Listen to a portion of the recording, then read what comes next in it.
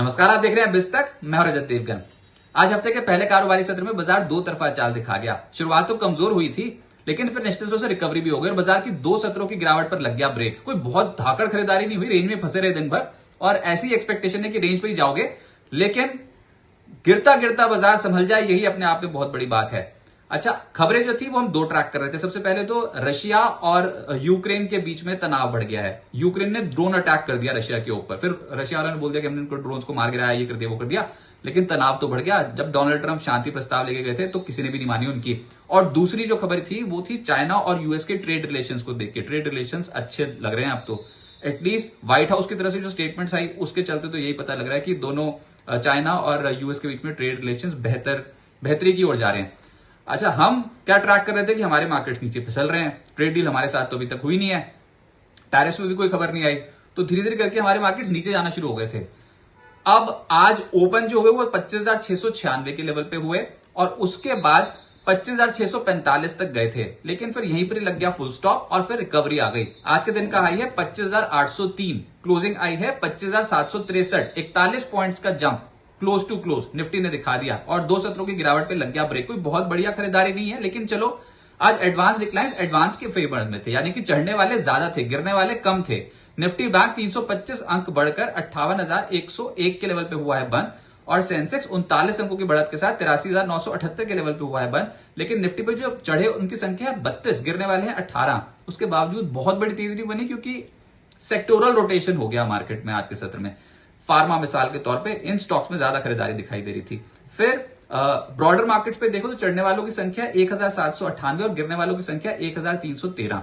अच्छा, फिर जब निफ्टी पे देखो तो निफ्टी के टॉप गेनर्स की सूची में एक स्टॉक आया श्रीराम फाइनेंस। बहुत ही धाकड़ चला क्योंकि अटकलें बहुत है। आप पिछले कुछ दिनों का ट्रेंड देखो श्रीराम फाइनेंस का, इतनी जबरदस्त चाल और आज के दिन में 6% ज्यादा चढ़ गया। अब खबर यहां पर यह है कि खबर पर तो कोई पुष्टि करी नहीं है मैनेजमेंट ने, कंपनी ने, लेकिन बाजार में जो सुगबुगाहट है वो मैं आपको बताता हूं कि लगभग 20% स्टेक जो है वो हो सकता है Japanese company Mitsubishi UFJ financial group ये लेता हुआ नजर आया। इसको हम MUFG बोलते हैं और ये जो 20% स्टेक है इसकी वैल्यू आकी जा रही है 3.5 to 4 बिलियन US डॉलर, यानी कि 33,000 करोड़ रुपए से लेकर 35,000 करोड़ रुपए। इसके ऊपर कोई भी अपडेट कंपनी ने नहीं दिया, कोई भी क्लैरिफिकेशन नहीं दिया, ये सिर्फ अटकलें ही हैं अभी तक।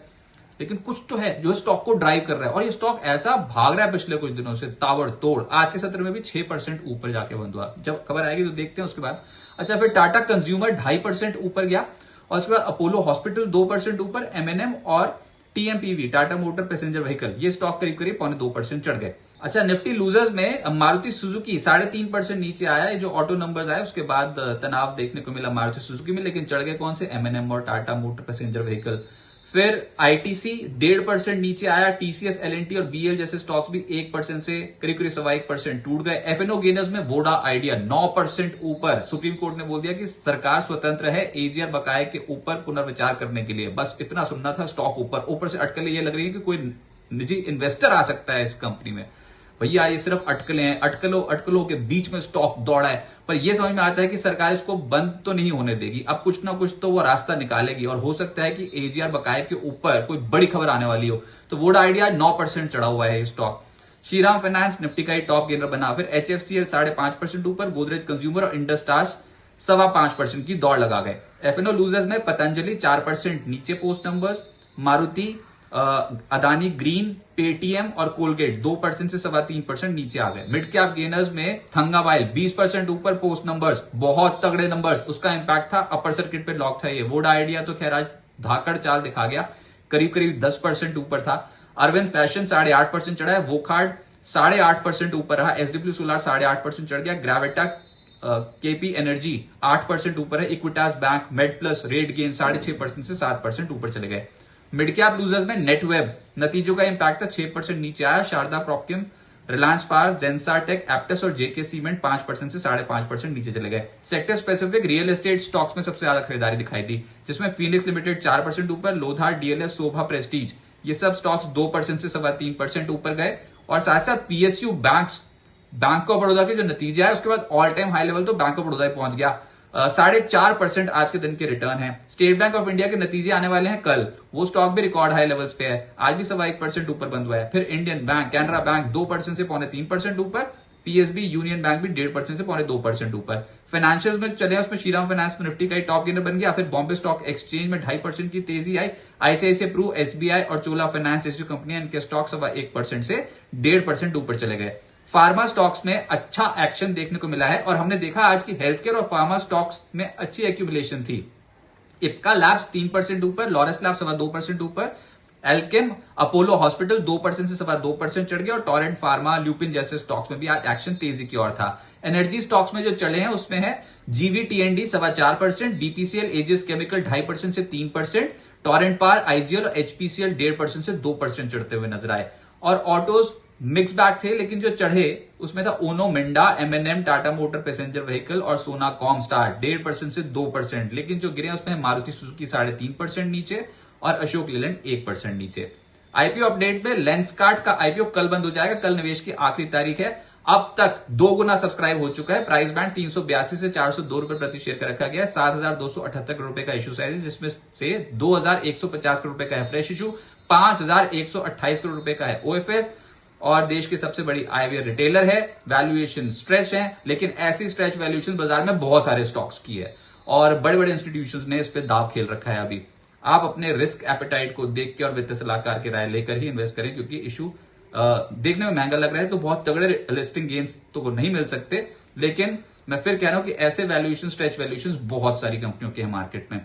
स्टड्स एक्सेसरीज आज बंद हो गया 73.11 टाइम्स भरकर और क्यूआईबी पोर्शन लगभग 160 गुना सब्सक्राइब हुआ है। एनआई 76.95 टाइम्स सब्सक्राइब हुआ है। रिटेल हिस्सा भी करीब करीब 22 गुना सब्सक्राइब हुआ है।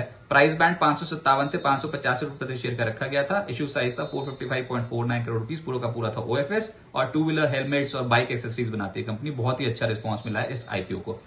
अब आगे क्या होगा देखिए, 2 सत्रों की जो गिरावट थी बाजार पे उस पे ब्रेक लग गया ना आज, ये राहत की बात थी। अब हो क्या रहा है, एक रेंज में फंसे हुए हैं। इस रेंज के अपर मोस्ट पोर्शन पे जाते हैं तो वहां बिकवा लिया जाती है, लोअर मोस्ट पोर्शन पे जाते हैं तो वहां खरीदारी आती है। आज स्वीप हुआ है, यानी कि एक बार नीचे गए थे आप, उस रेंज को तोड़ दिया था, 2 हफ्तों की रेंज तोड़ दी थी, लेकिन फिर रिकवरी देखने को मिली। तो एक तो 2 सत्रों की गिरावट पे ब्रेक, उसके बाद 2 हफ्तों के लो पॉइंट को तोड़ना, उसके बाद वापसी करना, तो बुल्स ने ताकत तो दिखाई है। सरेंडर नहीं करेंगे इतनी आसान से, झुकेगा नहीं, ऐसे वाली मार्केट देखने को मिल रही है। लेकिन दायरे में फंस रहेगी ये भी समझ में आता है। तो 25,650 के ऊपर, जहां आज के लो इसी के आसपास टकरा रहा होगा, तो 25,650 के लो के ऊपर के लेवल के ऊपर बुल्स का कॉन्फिडेंस बना रहेगा। लेकिन 25,650, 25,700 इसको डिफेंड करेंगे बुल्स, और ऊपर 25,850, 25,900 के जोन को डिफेंड करेंगे बियर्स। क्यों मैं बोल रहा हूं, क्योंकि वीकली एक्सपायरी है कल, और वीकली एक्सपायरी वाले दिन ऑप्शंस का गेम बहुत तगड़ा होता है, ऑप्शन राइटर्स हैवी होते हैं और बाजार के पास इस समय तो बहाना है। आपका इंडिया विक्स कोई बहुत तगड़े तरीके से बढ़ा नहीं है, वोलेटिलिटी कोई बहुत अपरंपार देखने को मिल नहीं रही है। बाजार में कहीं ना कहीं एक पेज फंसा हुआ है और इसका बेनिफिट ऑप्शन राइटर्स उठाने की कोशिश करेंगे, बाजार को फंसा के रखेंगे। इंडेक्स के बजाय चुनिंदा शेयर्स पे बेट लगेगी। कल एसबीआई के तिमाही नतीजे आने और रिकॉर्ड हाई लेवल्स पे एसबीआई है, और इस बार पीएसयू बैंकिंग इंडेक्स का प्रदर्शन बहुत अच्छा है, लेकिन वो भी स्ट्रेच्ड है ऑलरेडी, और ये ट्रंकेटेड हफ्ता है, तो ध्यान से थोड़ा पोजीशंस को अपने कंट्रोल में रखें। 5 नवंबर को छुट्टी है गुरुपुरब के मौके पे, तो कम ट्रेडिंग होगी इस हफ्ते और बाजार कंसोलिडेशन के मूड पर ही है। कोई धाकड़ चाल बन जाएगी उसकी प्रोबेबिलिटी नहीं है, क्योंकि ट्रेड डील अभी तक तो हुई नहीं। जब ट्रेड डील की बात होगी तब बात करेंगे, अभी तो ऑप्शन राइटर्स डोमिनेट करेंगे। सपोर्ट और रेजिस्टेंस लेवल्स फटाफट से आप नोट कर लीजिए। रेंज तो मैंने बता दी, लेकिन जो सपोर्ट लेवल्स हैं जहां जब बाजार टकरा के वापसी कर सकता है उसमें 25,700 है, 25,650 है, 25,600 है ये सपोर्ट, और हायर साइड पे 25,800, 25,845, 25,920। तो बाजार थोड़ा सीमित दायरे में करेगा ट्रेड और काउंटर स्पेसिफिक एक्शन ज्यादा देखने को मिलेगा। झुकेगा नहीं मार्केट, तो एक सीमित दायरे में बाय लो सेल हाई इस तरीके की मार्केट देखने को मिलेगी।